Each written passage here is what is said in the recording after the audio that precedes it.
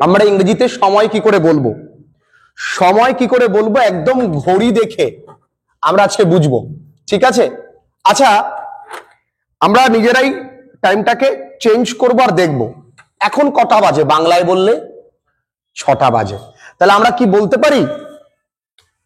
একটু আগে আমরা শিখলাম প্রিপারেটরি ইট করেছিলাম, তাহলে এখন বাজে কটা? 6টা।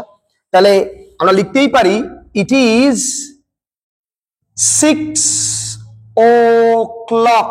এখানেও জানবার জিনিস আছে বাবু।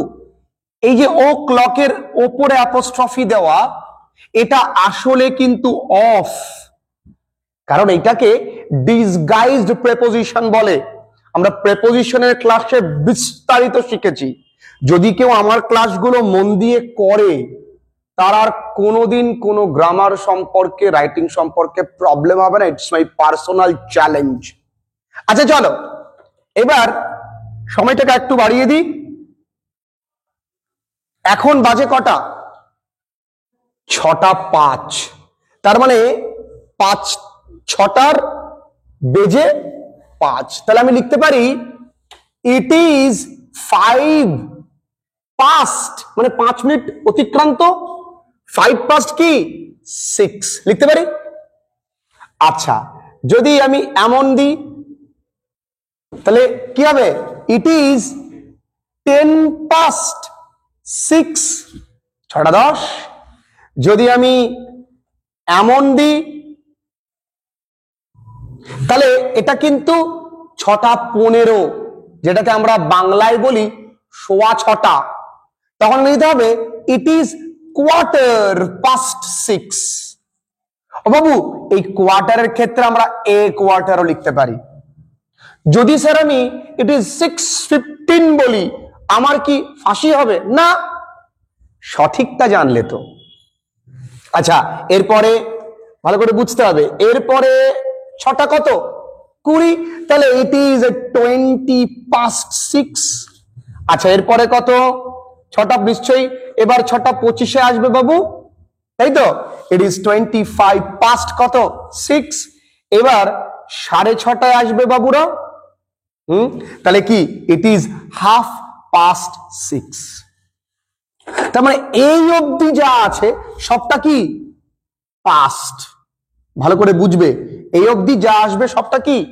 পাস্ট। এইবার দেখো, এইবার যখন আমরা বলবো তখন কিন্তু আমরা এইভাবেই বাংলায় বলি যে 7টা বাজতে 25 মিনিট বাকি, তাই বলি না? তাহলে 7টার দিকে ঘড়ি কাঁটাটা যেতে এখনো 25 মিনিট লাগবে, তাই বলা হচ্ছে ইট ইজ 25 to কত? 7। ভালো করে বুঝবে, ইট ইজ 25 to 7, মানে 7টা বাজতে 5 মিনিট বাকি। আবার যদি একই রকম হয়, যদি 8-এর ঘরে যায়, তাহলে কি হবে? এখনো কিন্তু কত মিনিট বাকি আছে? 7টা বাজতে 20 মিনিট। তাহলে ইট ইজ 20 to 7। আবার যদি বলি যে এটা কিন্তু 6:45, তাই না? তাই তখন কি হয়ে যাবে? ইট ইজ 1/4 to, আরে হ্যাঁ, তাহলে এটা কি? It is 1/4 to 7। আবার 10 মিনিট বাকি, ইট ইজ 10 to 7। 5 মিনিট বাকি, ইট ইজ 5 to 7। আর যখন 7টা বাজবে, ইট ইজ 7 o'clock। তার মানে কি দাঁড়ালো?